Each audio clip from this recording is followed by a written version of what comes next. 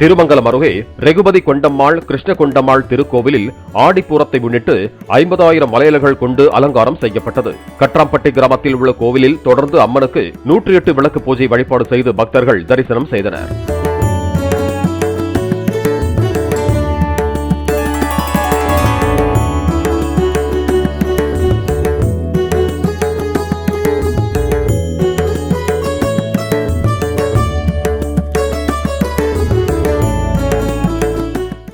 Play store மற்றும் app ஸ்டோரில் இருந்து பாலிமர் செயலியை QR கோடு மூலம் பதிவிறக்கம் செய்யுங்கள். செய்திகளை உடனுக்குடன் பெறுங்கள்.